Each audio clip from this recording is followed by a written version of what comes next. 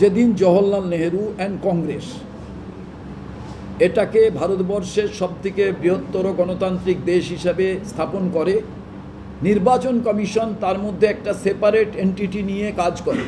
এই নির্বাচন কমিশনের নিজের কোনো ইনফ্রাস্ট্রাকচার নেই। আগেই আমি বলেছি, রাজ্য সরকারের ইনফ্রাস্ট্রাকচার, কেন্দ্রীয় সরকারের ইনফ্রাস্ট্রাকচার নিয়ে এদের কাজ করতে হয়। এখানে কতগুলো হার্ড অ্যান্ড ফাস্ট রুল আছে। আপনারা জানেন, সৌমেন মিত্রকে এখানে পুলিশ কমিশনার করে দিয়েছিলেন আদার ইরেগুলারিটি ছিল বলে নির্বাচন কমিশন।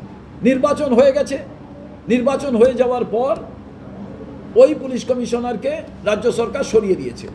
আপনি জানেন, একটা বাই ইলেকশন যখন হয়, একটা জুরিসডিকশন নির্বাচন কমিশনের আওতায় থাকে। সেই জায়গায় যদি ইললিগাল কোনো কিছু ক্যারি হয়, কোনো আর্মস, কোনো ড্রাগস, কোনো পয়সা করি, তাহলে সেটাকে তারা সিজ করতে পারেন। তার বাইরে যেটা হয়, সেই বাইরেটা নির্বাচন কমিশনের হাতে থাকে না। অতএব নির্বাচন কমিশন যখন টেক ওভার করে, সেই টেক ওভারটা একটা সার্টেন এরিয়া বা জুরিসডিকশন। এবার এই ক্ষেত্রে আপনি এবার ভেবে দেখুন, আপনাদের মনে আছে ওয়ান আইএস অফিসার, তিনি কিন্তু পদ ছেড়ে দিয়েছিলেন। তিনি প্রাইম মিনিস্টার নরেন্দ্র মোদীর সমস্ত জিনিসগুলো, তিনি মুসলিম আইএস অফিসার ছিলেন, তিনি সার্চ করেছিলেন। এটা খুব কর্ণাটক বা তামিলনাড়ুর কোনো একটা জায়গায়, আমার মনে নেই, সেই জায়গায় সার্চ করেছিলেন।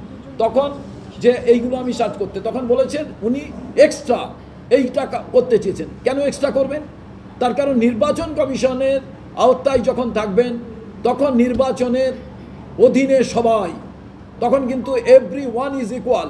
আমি প্রাইম মিনিস্টার বলে আমি সিকিউরিটি পেতে পারি, কিন্তু আমার যে অ্যাজ এ জেনারেল সিটিজেন হিসাবে যা রাইট, ওনারও তাই রাইট। এবং সেই যে কাজটা আমাদের এখানে তো সেইটা হয়নি। অতএব রাজ্য সরকার আগে যে ভূমিকা পালন করেছে, এখনও তাই করেছে। অর্থাৎ নির্বাচন কমিশন যারা দিল্লিতে বসে আছেন, তারা যদি স্যানিটিটা রক্ষা করতে পারতেন, তাহলে চিল্লিয়ে তারা এই সমস্ত কাজগুলোর বিরোধিতা করতে পারতেন। তার কারণ এখানে হাইচম্যানদের বসানো হচ্ছে, এমন ক্যাডারদের নিয়ে আসা হচ্ছে। আর সবথেকে দুঃখের বিষয়, নির্বাচন কমিশন ঠিক করার জন্য ছিল প্রধান বিচারপতি supreme court, opposition leader and prime minister. সে জায়গায় এখানে করা হলো প্রধান বিচারপতিকে বাদ দিয়ে দেওয়া হলো। এবার সরকার পক্ষ থেকে দুজন, প্রাইম মিনিস্টার আর আরেকজন, আর অপোজিশন লিডার। তো আপনি 2:1, তো কোনো সময় নোট অফ ডিসেন্ট কোনো কাজ করবে না। তো আপনি এবার গোড়ায় গলতটা কোনটা, এটার আপনি ভাবুন। অতএব আমার মনে হয় এই প্রতিষ্ঠানগুলোকে কংগ্রেস যেদিন তৈরি করেছিল, ইডি তৈরি করেছে, এনআই তৈরি করেছে, সিবিআই তৈরি করেছে, এই প্রতিষ্ঠানগুলোকে এমনভাবে করেছিল, কিছু কি অভিযোগ নেই কংগ্রেসের বিরুদ্ধে? ছিল, কিন্তু এইভাবে একেবারে দলীয় শাখা সংগঠনে পরিণত করা কোনো দিন ছিল না।